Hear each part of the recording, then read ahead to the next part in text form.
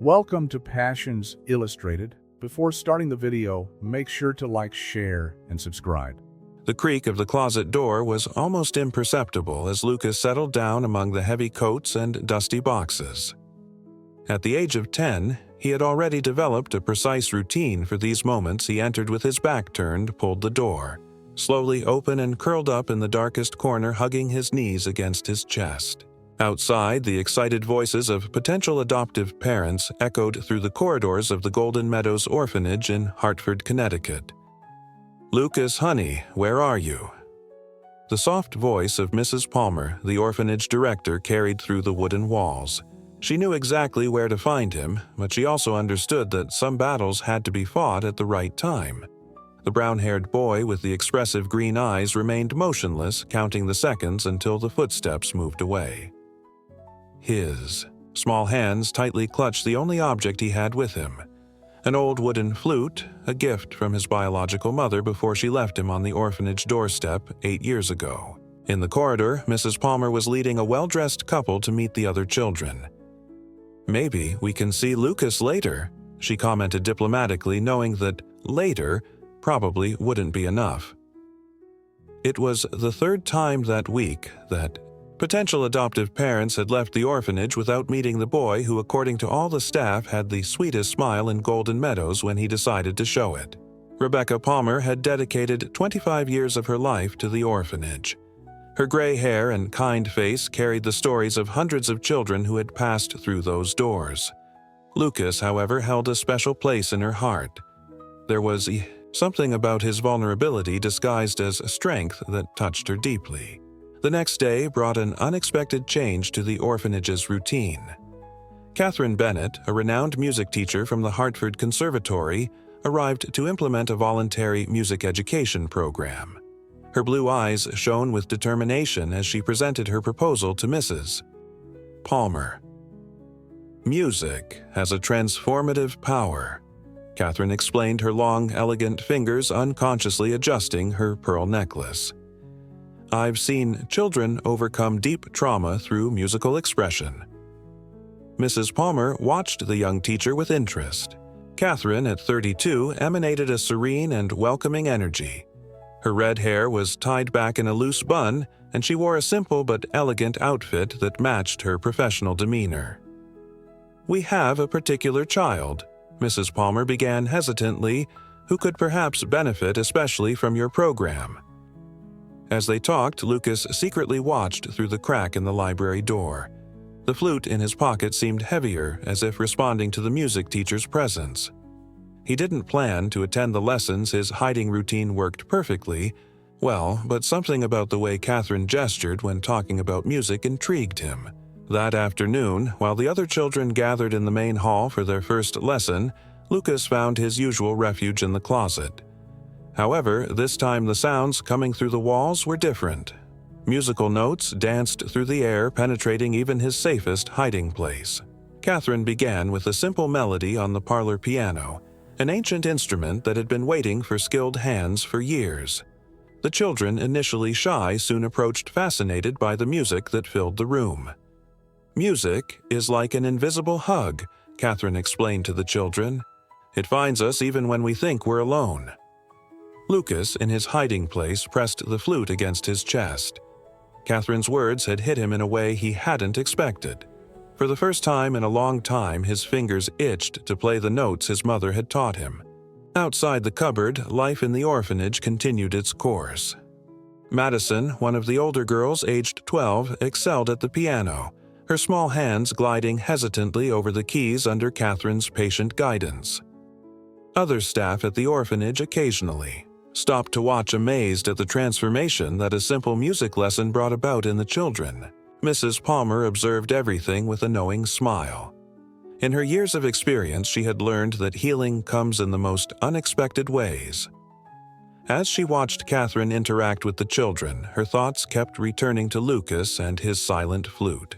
The sun was beginning to set when Catherine finally packed up her sheet music to leave. It was then that a faint, almost imperceptible sound caught her attention. The hesitant notes of a flute floated down the corridor from somewhere near the old coat closet. Catherine stopped leaving the sheet music on the piano. With soft steps, she followed the sound, allowing it to guide her. Mrs. Palmer, who was passing in the hallway, also stopped, her heart racing as she recognized the melody, the same one she occasionally heard Lucas practicing when he thought he was alone. The music stopped abruptly when Catherine approached the closet. The silence that followed was dense, full of possibilities. The music teacher didn't try to open the door. Instead, she sat down on the floor of the corridor, leaning against the wall next to the cupboard. "You know," she began softly, as if talking to the air, "this melody reminds me of a story I heard once about a boy who kept all the music in the world inside his heart." Inside the cupboard, Lucas held his breath, his fingers still poised, over the holes in the flute. For the first time in a long time, he didn't feel alone in his hiding place. The music had created an invisible bridge connecting his private world with the outside one he feared so much. Mrs. Palmer watched the scene. From a distance, her hands intertwined in silent prayer. Perhaps she thought music was exactly the key Lucas needed to open not only the closet door, but also those of his heart. Catherine returned to the Golden Meadows Orphanage the next morning with renewed energy. The brief musical moment with Lucas, the day before, had solidified her conviction that music could be a bridge to reach even the most closed souls. In his hands, he carried a transverse flute case that had belonged to one of his first students. "Good morning, Mrs. Palmer," Catherine greeted the principal, who was organizing some documents at the reception desk. "How is our little flutist today?" The principal adjusted her reading glasses and smiled with a mixture of concern and hope. "Lucas hasn't left for breakfast yet. Mason, our janitor, left a tray by the cupboard as usual." Catherine nodded, thoughtfully. As she walked through the corridors, she noticed the colorful drawings that decorated the walls, most of them depicting happy families, a constant reminder of the dreams that inhabited the place. Next to the cupboard where Lucas was hiding, there was a different drawing, a girl playing the piano signed by Madison. "Lucas," Catherine called softly, sitting down again on the floor next to the cupboard. "I brought something special today. I thought we could play together." The silence that followed was different from the day before. There was an expectant quality in the air, as if the very walls of the orphanage were holding their breath. Catherine opened the flute case and began to play a simple but engaging melody, "Somewhere Over the Rainbow." Inside the cupboard, Lucas recognized the song instantly. It was one of his biological mother's favorites, one of the few clear memories he still had of her. His fingers unconsciously began to move over his own flute. "My mother used to sing that song." Lucas's small voice came through the wood, surprising Catherine, who stopped playing. "It's a very special song," she replied, keeping her voice calm, despite the emotion she felt at hearing Lucas speak for the first time. "Do you want to tell me more about it?" There was a long pause before Lucas answered. "She had long hair that smelled of lavender. Sometimes when I close my eyes, I can still smell it." Catherine realized she was treading on delicate ground. "You know, Lucas, sometimes music helps us keep the most precious memories alive. Each note is like a small part of a story that we hold in our hearts." In the cafeteria, Madison practiced on the old piano, her hesitant notes echoing. Through the corridors, the melody blended with the conversation between Catherine and Lucas, creating a unique soundtrack for the moment.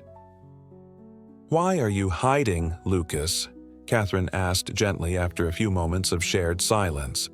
The answer took so long that she didn't think it would come. "Because it's easier than being left again." His voice trembled slightly. Catherine felt her heart squeeze. "You know, when I was about your age, I lost my father. For a long time, I thought that if I didn't get close to anyone, I couldn't get hurt again.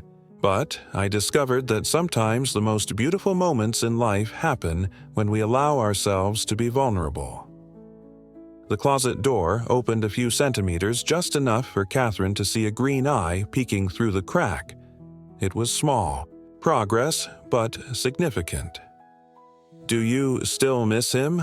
Lucas asked, his voice still protected by the darkness of the closet. "Every day," Catherine answered honestly. "But you know what helped me? Music. My father loved jazz, and whenever I play or listen to jazz, I feel like he's right there with me." Mrs. Palmer occasionally passed through the corridor, trying not to interfere in the delicate moment that was developing. She noticed how other children from the orphanage began to approach, discreetly attracted by the music and the conversation. Could you teach me to play better?" Lucas's voice was closer now, and the cupboard door opened a little wider. Catherine smiled but kept her eyes fixed on the wall in front of her, giving Lucas the space he needed. "I'd be honored. How about we start with something simple? You can stay inside if you prefer." Thus began one of the most unusual music lessons Catherine had ever taught. With Lucas. Still in the closet, they worked on basic scales and breathing exercises. Gradually, other children joined in, sitting down in the hallway to listen. Madison left the piano and approached with curiosity. "Can I play the piano while you play the flute?" she asked shyly. "What do you think, Lucas?" Catherine asked, including him in the decision. There was a moment's hesitation before Lucas answered. "All right, but Madison." "Yes," the girl replied, surprised at being called. "Could you play a little lower? The notes get too loud in here." It was the first time Catherine had heard a note of humor in Lucas's voice, and her heart filled with hope. The music was doing exactly what she had hoped, building bridges between Lucas and the outside world. The afternoon progressed with notes of flute, piano, and occasional muffled laughter. Mrs. Palmer watched from afar, her eyes watering as she saw how the music was slowly bringing Lucas back to life. It was only the beginning of a long journey, but for the first time in a long time there was real hope that the boy in the closet could find his place in the world. The news that Lucas had talked to Catherine during music class spread quickly through the Golden Meadows Orphanage. The staff exchanged hopeful glances as they passed the hallway of the famous closet, now less a source of worry and more a symbol of progress. Over the next week, Catherine established a routine. She always arrived at 9 in the morning carrying not only sheet music but also short stories about famous musicians who had overcome adversity. Lucas, still in the closet, absorbed every word with growing fascination. Did you know that Ludwig van Beethoven continued composing even after losing his hearing? Catherine commented one particularly cold October morning as she organized her sheet music on the hallway floor. How could he hear the music? Lucas's voice sounded closer to the door than usual. He felt the vibrations of the piano. He put a wooden stick between his teeth which touched the instrument, allowing him to feel the vibrations through his cheekbones. Catherine paused, letting the information sink in. Sometimes we need to find different ways of experiencing the world. That afternoon, something unexpected happened. Madison, who continued practicing the piano every day, tripped as she walked down the corridor, knocking over her water bottle. The water splashed out, dripping into the cupboard through the bottom gap in the door. "Oh no!" Madison exclaimed, mortified. There was a moment of panic inside the cupboard, followed by the sound of movement. For the first time in months, the door opened fully and Lucas emerged, his sneakers partially wet. Catherine and Madison froze, afraid that any sudden movement might scare him back to his refuge. Lucas, for his part, seemed equally paralyzed, blinking against the hallway light like an owl exposed to the midday sun. "I'm sorry, Lucas," Madison whispered, her hands nervously twisting the hem of her blouse. Lucas looked down at his soaked sneakers, then at Madison, and then surprisingly a small smile appeared on his lips. "At least you didn't get my flute wet." The moment of tension dissipated with a few nervous giggles. Catherine watched as Madison ran to get paper towels, and Lucas, still standing in the hallway, seemed to fight the urge to go back to the closet. "How about we continue our lesson out here today?" Catherine suggested casually, as if it wasn't a monumental moment. "The acoustics should be better." Lucas hesitated, his fingers gripping the flute tightly. His green eyes roamed the corridor, assessing the available escape routes. But then Madison returned with the paper towels and a kind smile, and something about the normality of the situation seemed to calm him down. "All right," he agreed softly, taking a seat on the floor next to Catherine while keeping a safe distance. Mrs. Palmer, who was passing through the corridor at the moment, had to lean on the wall to keep herself steady. In her 25 years at the orphanage, few moments had been as significant as this one. The classes began to attract more spectators. Other children from the orphanage gathered discreetly to listen to Lucas and Catherine play, forming a small audience in the corridor. Among them was Noah, a 12-year-old boy known for his talent with drawings who began sketching the musical duo in his notebook. "Can I see?" Lucas shyly asked Noah after one of the sessions, surprising everyone with his initiative. Noah proudly showed his drawing Lucas and Catherine side by side, their flutes emanating musical notes that turned into flying birds. It was a magical interpretation of the moment they were living. "It's amazing," Lucas commented, his eyes shining with admiration. Could you teach me how to draw like that?"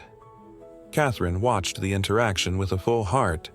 Every small step Lucas took towards the others was a victory. Music had only been the beginning, now he was discovering other ways to connect. Mrs. Palmer took advantage of this moment of progress to make a delicate suggestion. "Catherine, we're planning a little recital for Thanksgiving. Perhaps—" "No," Lucas interrupted quickly, his body tensing visibly. "I can't. Not in front of everyone." Catherine knelt down to meet his eyes. "Lucas, remember what we talked about Beethoven, about finding different ways of doing things?" She paused, letting the words sink in. "What if we did something special your way?" Lucas frowned, considering the idea. "What do you mean?" "Well, you could play from a place where you feel safe, but which still allows people to hear your music. We don't have to do it the traditional way." The suggestion planted a seed in Lucas's mind. In the days that followed, he started practicing more diligently, although he still preferred the corridor next to the cupboard for his lessons. The cupboard remained there like a secure anchor, but Lucas rarely needed to take refuge in it now. One afternoon, as they practiced a simplified version of Amazing Grace, Lucas shared a thought he had been harboring. "My mother used to say that music is like a hug you can hear." Catherine felt tears forming in her eyes. "Your mother was a very wise woman, Lucas. Do you think?" He hesitated, playing with the keys of his flute. "Do you think she'd be proud to hear me play?" "I'm sure she would," Catherine replied softly. "In fact, I think she's already proud wherever she is." The October sun cast golden shadows through the hallway windows, creating a kaleidoscope of light that danced on the walls. At the piano in the common room, Madison was practicing a new melody, its notes floating gently towards them. Noah, sitting nearby, added more details to his drawing while other children passed by, occasionally some stopping to listen. Golden Meadows was changing note by note, drawing by drawing, smile by smile. And at the center of this transformation was a little boy who was gradually discovering that there were many ways to build a home in his heart. Preparations for the Thanksgiving recital turned Golden Meadows into a whirlwind of creative activity. Catherine had proposed an innovative idea, turning the hallway of the famous closet into an alternative stage with curtains strategically placed, to create a space where Lucas could play feeling safe but still connected to the audience. "What do you think?" Catherine asked, showing Lucas the sketches she had made. Noah helped with the design. "We could use fabrics in shades of blue and gold like a starry sky." Lucas studied the drawing intently, his fingers tracing the smooth lines on the paper. "It looks magical," he murmured, a small smile playing on his lips. Madison, who was helping to organize the sheet music, added enthusiastically, "We could put little lights on it like Christmas lights to make it really look like a night sky." The idea took on a life of its own. The children at the orphanage, inspired by Lucas's gradual transformation, began to contribute their own suggestions. Noah spent hours drawing different versions of the scene, while other children offered to help with the decorations. Mrs. Palmer watched everything with a mixture of admiration and caution. "Catherine," she called out to the music teacher after one of her lessons, "you're working miracles here, but—" She hesitated, choosing her words carefully. "We have a family interested in meeting Lucas next week." Catherine felt her heart squeeze. "Does he know?" "Not yet. After so much progress, I'm afraid of how he'll react." The news reached Lucas unexpectedly through a conversation he accidentally overheard between two kitchen staff. The effect was immediate the next morning. Catherine found the cupboard locked from the inside for the first time in weeks. "Lucas," she called softly, taking her usual seat in the hallway. "It's okay if you don't want to talk today. We can just stay here together." The silence that followed was different from the previous ones, filled with fear and uncertainty. After several minutes, Lucas's small voice came through the wood. "What if they don't like my music?" The question hit Catherine like an arrow. It wasn't really about the music. It was about acceptance, about being loved for who he was. No, Lucas," she began, taking her flute out of its case. "Everyone has their own inner music. It's what makes us unique and special. The question isn't whether or not someone will like our music, but whether we're ready to share it with the world." Across the hall, Madison began to play the piano softly, a melody that she and Lucas had been practicing together. Noah, sitting nearby with his sketchbook, began to sketch the closed cupboard, but this time the drawing showed music escaping through its gaps like golden threads of light. "Can I tell you a secret?" Catherine continued. "When I was little, after I lost my father, I was also afraid to get close to people. I thought that if I didn't let anyone into my heart, I couldn't get hurt again."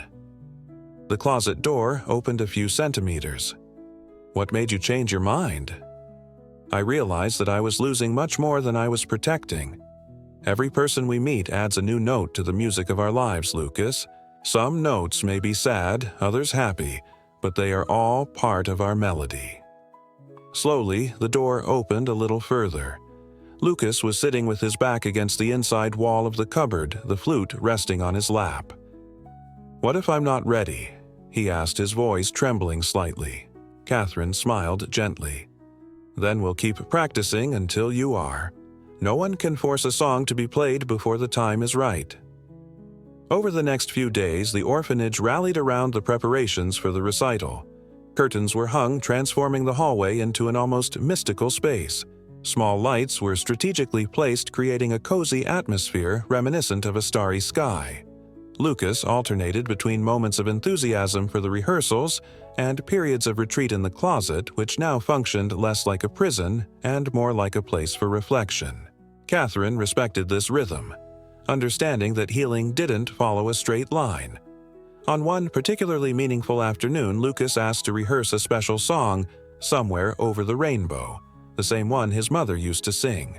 But this time, he wanted to do something different. Could you sing while I play?" he asked Catherine shyly. The teacher felt tears forming in her eyes, but kept her voice steady as she replied, "I'd be honored, Lucas." As they began to play, something magical happened. Catherine's voice intertwined with the notes of Lucas's flute, creating a harmony that seemed to fill every corner of the orphanage. Other children were drawn to the sound, forming a small audience in the corridor. Mrs. Palmer, observing the scene, realized that she was witnessing much more than a simple musical rehearsal. It was the sound of a heart opening note by note to the possibilities of love. At the end of the song, Lucas looked at Catherine with shining eyes. I think I might want to meet that family," he said softly. "But only if I can keep taking music lessons with you." Catherine felt her heart expand with love and pride. "Music will always be our special connection, Lucas, no matter what."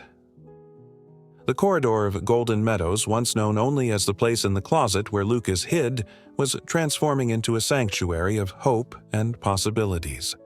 And at the center of it all was a boy who was slowly learning that some of life's most beautiful melodies are born when we allow ourselves to be truly seen. The day of the visit arrived like a discordant note in a familiar melody. Lucas woke, up earlier than usual, his restless hands clenching the flute as he watched the sun rise through the small bedroom window. The closet called to him like an old friend, but something inside him, perhaps the music Catherine had awakened him to, kept him steady. "They'll be here at 10 o'clock, Mrs. Palmer informed him gently over breakfast, noticing how Lucas had barely touched his pancakes with maple syrup. "It's the Stevensons, Claire and Robert. They have a dance studio in Boston. Catherine arrived early that morning carrying not only her flute but also a small parcel. She found Lucas sitting on the floor of the hallway, not inside the closet, but next to it, as if he kept one foot in each world. "I've brought you something," she said, sitting down next to him and handing him the package. Lucas opened it carefully, revealing a navy blue bow tie. "I thought you might want to wear something special today." Lucas's eyes filled with tears as his fingers touched the soft fabric. "What if I can't touch it? What if I get stuck?" "Then we take a deep breath and try again," Catherine replied, helping him adjust his tie. "Remember what we talked about Beethoven. Sometimes we need to find our own way of doing things." Madison appeared in the hallway wearing her best dress. "Lucas, can I show you something?" She led him to the piano where Noah had left a new drawing, Lucas playing the flute surrounded by musical notes that turned into blue butterflies echoing the color of his new tie. The Stevensons' arrival was announced by the sound of heels on the wooden floor. Claire, an elegant woman with brown hair tied up in an impeccable bun, and Robert, tall and wearing thin-rimmed glasses, followed Mrs. Palmer down the corridor. Lucas instinctively took a step towards the closet, but Catherine gently held his hand. "Breathe," she whispered. "Remember your music, your time." Claire Stevenson stopped at the side of the corridor decorated with curtains and lights. Her eyes softened as she noticed the piano where Madison was sitting and the young boy with the bow tie holding a flute. "You must be Lucas," she said softly. "Mrs. Palmer told us you were a musician." Lucas looked at Catherine, who nodded encouragingly. I'm still learning," he replied, his voice almost a whisper. Robert Stevenson approached the piano, his eyes shining with genuine interest. "You know, Claire and I have always believed that dance and music are universal languages. In our studio, we have a small musical ensemble that accompanies the dance performances." "You have a musical ensemble?" Lucas asked, his curiosity momentarily overcoming his fear. Claire smiled. "Yes, and we're always looking for new talent. Maybe you'd like to play something for us." The familiar panic began to rise in Lucas's chest, but then he felt Catherine's firm presence beside him and saw Madison smiling encouragingly from the piano. Noah, who had silently joined the group already, had his sketchbook open ready to capture the moment. "Can I?" Lucas hesitated, glancing at the cupboard. "Can I play from there?" "That's where I practice." "Of course you can," Claire replied without hesitation, exchanging an understanding glance with Robert. Lucas positioned himself inside the closet, but this time he left the door wide open. Catherine sat nearby, her flute ready. Madison placed her fingers on the piano keys. The first notes of "Somewhere Over the Rainbow" filled the hallway. Lucas's flute, initially shaky, gained confidence as it blended with Catherine's soft voice and Madison's delicate piano accompaniment.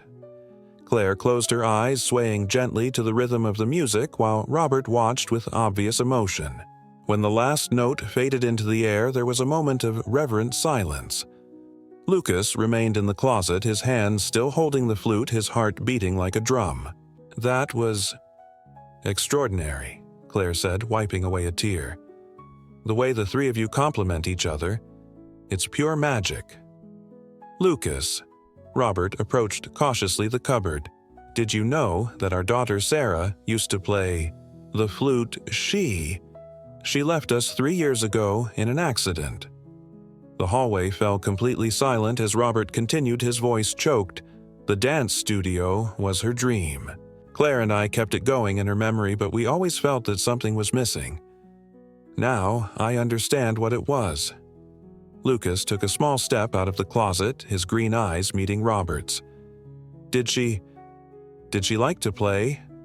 "She loved it," Claire replied, joining her husband. "And like you, she believed that music had the power to heal hearts." Catherine watched the scene unfold, her own heart overflowing with emotion.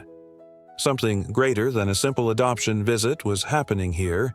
It was the meeting of souls who needed each other to heal. Do you really have a musical ensemble?" Lucas asked again, now completely out of the closet. "We do," Robert smiled, "and there's always room for one more talented flautist." Mrs. Palmer, who had remained silent until then, cleared her throat discreetly. "Perhaps. We could continue this conversation in my living room. There's a lot we need to discuss." As the adults walked away, Lucas remained in the hallway with Catherine Madison and Noah. "They've lost someone too," he said softly as if trying to process the information. "Sometimes, Lucas," Catherine replied lovingly, adjusting his bow. "Thai families aren't just made up of blood or documents. They're formed by hearts that recognize each other by songs that complement each other." Noah quickly completed his drawing of the moment, now showing Lucas standing between the closet and the hallway with musical notes forming a golden bridge between him and his possible future parents.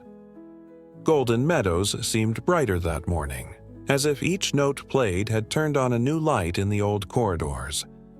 And at the center of it all, a boy was beginning to understand that sometimes the real home is not a place to hide, but a place where your music can finally echo freely. The weeks following the Stevensons' visit brought a significant change to Golden Meadows. The closet, once a symbol of isolation, began to transform into a kind of makeshift dressing room for Lucas, who was now rehearsing with greater determination for the Thanksgiving recital. "The adoption papers are in," Mrs. Palmer commented to Catherine during a break between classes. "Claire and Robert have been visiting regularly, and Lucas, well, you can see for yourself." Indeed, the transformation was remarkable. Lucas still had his moments of hesitation, but now he spent more time outside the closet than in it. His music sessions with Madison on the piano had become a regular event that other children at the orphanage looked forward to. On one particularly significant afternoon, Claire Stevenson arrived earlier than usual, carrying a mysterious box. "It was Sarah's," she explained gently, removing a professional transverse flute. "We thought you should have it, Lucas." The boy looked at the instrument with a mixture of admiration and apprehension. "Are you sure?" His voice trembled slightly. "It was hers. And now it will be yours." Claire smiled, tears shining in her eyes. "Sarah always said that musical instruments need to be played to keep their soul alive." Catherine watched the scene with a full heart, remembering her own journey with music after the loss of her father. It was as if the universe was weaving an elaborate tapestry connecting hurting hearts through healing melodies. Lucas's progress wasn't just limited to music. Noah had noticed how his friend had begun to show interest in his drawings, often asking to learn some basic techniques. In response, Noah started a secret project, an illustrated book about Lucas's journey in Golden Meadows. "Look," Noah showed Lucas a page during a break in rehearsals. "This is you when you got here, and this is you now." The drawings showed the transformation of a frightened boy into a confident young musician with musical notes dancing around him. During his visits, Robert Stevenson began to bring stories and photos of the dance studio in Boston. "We have a perfect space for practicing music," he explained, showing images of a room with specially designed acoustics. "And there's an excellent music school just a few blocks away." The prospect of a new life in Boston provoked mixed feelings in Lucas. On the one hand, the idea of being part of a real musical ensemble excited him enormously. On the other, the move would mean leaving Catherine Madison, Noah, and everyone who had become his family in Golden Meadows. "It's normal to be afraid," Catherine reassured him during one of their conversations. "Change always brings a little anxiety. But you know what's special about music? It connects us even when we're far apart." Madison, who had become a kind of big sister to Lucas, suggested an idea during one of the rehearsals. "What if we did a special performance at the recital, something that symbolizes your journey here at Golden Meadows?" The suggestion took on a life of its own. Catherine began arranging a medley that included all the songs that were meaningful to Lucas, "Somewhere Over the Rainbow," which connected him with his birth mother, "Amazing Grace," which marked his first duet with Catherine, and a new composition she was creating especially for the occasion. "It's a song about transformation," Catherine explained, showing Lucas the sheet music. about how sometimes we need to hide in order to find the courage to fly. The decorated hallway, which had previously only served as a backdrop for the recital, began to take on new meanings.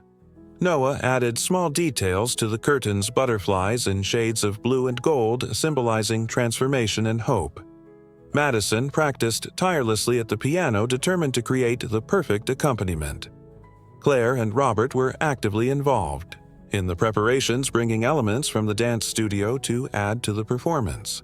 Sarah would love this, Claire commented softly, observing the rehearsals. She's always believed that art has the power to heal. One afternoon, while they were organizing scores, Lucas asked a question that surprised Catherine. "Do you think I could be like you one day, help other children through music?" Catherine felt her heart expand with pride and excitement. "Lucas, you're already doing that. Look around you." She gestured to the corridor where other children from the orphanage gathered regularly to listen to the rehearsals, some even beginning to show an interest in learning instruments. Mrs. Palmer, observing all this transformation, decided to make a special surprise. With the help of staff and volunteers, she began to organize a small music studio at the orphanage so that future children could find in music the same comfort that Lucas had found. "You'll always have a place here," she assured Lucas, showing him the developing room. "And maybe when you come to visit, you can give some special lessons." The smile that lit up Lucas's face at that moment was like a ray of sunshine after a long storm. He was no longer the boy who hid in the closet. He had become someone who understood that sometimes we need to lose ourselves in order to find ourselves. As the day of the recital approached, Lucas's anxiety mixed with a growing sense of purpose. The closet was still there, but now it was just a reminder of where his journey had begun, no longer a necessary refuge. "You're ready for this," Catherine assured him during their last rehearsal before the big day. "Remember, your music, your time, your story." Lucas nodded, holding his new flute, Sarah's gift, with renewed determination. In the decorated hallway of Golden Meadows between blue and gold curtains, a new chapter was about to begin. The day of the recital arrived with unexpected smoothness, like the first notes of a delicate symphony. Golden Meadows was unrecognizable. The corridor, once known only as the place for Lucas's locker, now glowed with hundreds of tiny golden lights intertwined in the blue curtains. Noah had finished his picture book, turning Lucas's journey into a visual story that was discreetly displayed on an easel next to the piano. "Everything's ready," Catherine announced softly, adjusting Lucas's bow tie for the last time. The boy, wearing a navy blue suit specially chosen by Claire, held Sarah's flute with a mixture of reverence and determination. The crowd began to arrive, families interested in adoption, staff from the orphanage, and even some musicians from the Stevenson Studio Ensemble. Madison, wearing a sky blue dress, was already positioned at the piano, her sheet music meticulously organized. Noah took his special place sketchbook on his lap, ready to capture the final moments of the story he had helped to illustrate. "Lucas," Claire called softly, approaching with Robert, "we've brought something special." In his hands was a small gold locket. It was Sarah's. Inside it, there's a little musical note engraved. She used to say it was her lucky charm at recitals. Lucas's hands trembled slightly as he accepted the gift. Can I wear it today?" "Nothing would make us happier," Robert replied, helping him put the locket on. Mrs. Palmer gathered everyone in the transformed hallway where chairs had been arranged to create an intimate concert setting. The famous closet, now decorated with small lights and delicate fabrics, looked less like a hiding place and more like a magical portal to another world. "Welcome to our special Thanksgiving recital," Mrs. Palmer began, her voice charged with emotion. "Today, we celebrate not only music, but also transformation, courage, and the power of love in its many forms." Catherine took her place next to the piano, her own flute ready. Lucas, after a moment's hesitation, positioned himself at the entrance to the closet, no longer hiding inside it, but using it as a symbolic stage for his journey. The medley began with the first soft notes of "Somewhere Over the Rainbow." Lucas's flute, clear and confident, danced with Madison's delicate piano accompaniment. Catherine joined in the melody, creating harmonies that seemed to float in the air like the golden butterflies on the curtains. As they played, Noah quickly captured the scene in his notebook. Lucas, standing in the doorway of the closet, no longer a frightened boy but a young musician, finding his voice through music. The twinkling lights reflected off Sarah's locket, creating little rainbows that danced on the walls. The transition to Amazing Grace was smooth, like a river flowing naturally in its course. Claire and Robert, sitting in the front row, held each other's hands, silent tears streaming down their faces. They weren't just tears of longing for Sarah, but also of hope for the new chapter that was beginning to unfold. Catherine's original composition, The Transformation, began to take shape. It was a piece that began with hesitant, lonely notes, gradually transforming into a rich, complex melody that incorporated elements from all the songs that had marked Lucas's journey at Golden Meadows. During the performance, something extraordinary happened. Other children from the orphanage, inspired by the music, began to approach the cupboard. One by one, they left small objects at the entrance, drawings, notes, little souvenirs. It was as if the cupboard, once a symbol of isolation, was being transformed into an altar of hope and connection. As the last notes faded into the air, there was a moment of reverent silence before the applause erupted. Lucas, still holding Sarah's flute, looked at Catherine with watery eyes. "You did it?" she whispered, hugging him gently. Mrs. Palmer approached with an envelope in her hands. "Lucas, the adoption papers were finalized this morning. Officially, you are now Lucas Stevenson." Claire and Robert joined the group, and for the first time, Lucas didn't hesitate to accept their hug. "We could turn your room in Boston into a little music studio," Claire suggested, wiping away tears. "And Catherine has promised to visit us regularly to continue her lessons." "And you'll always have your special place here," Madison added, showing Lucas a golden plaque that would be fixed to the closet, the place where music found its home. Noah approached with his completed picture book. "This is my parting gift," he said shyly, "so that you never forget where your story began." The afternoon progressed with music, laughter, and a few tears. The Golden Meadows corridor, Iti Enyu, silent witness to so many transformations, seemed to vibrate with the melodies that had been played and the stories that had been shared. Before leaving, Lucas made one last request to play one last song in the closet, but this time he invited Claire, Robert, and Catherine to join him. In the small but cozy space illuminated by dozens of small lights, they played a soft version of Home, together, their voices and instruments blending in perfect harmony. "You know," Lucas said afterwards, touching Sarah's locket, "I think I understand what you mean about the music being like a hug that we can hear. That's how I feel now, embraced by all the melodies that brought me here." Golden Meadows would continue its mission of welcoming and transforming lives. The closet in the hallway would remain as a reminder that sometimes we need to hide in order to find the courage to fly. And in Boston, a new chapter would begin, not just for Lucas, but for all those whose lives had been touched by the music of a boy who learned that family, like a beautiful symphony, can be made up of many different notes, all perfectly harmonized by love.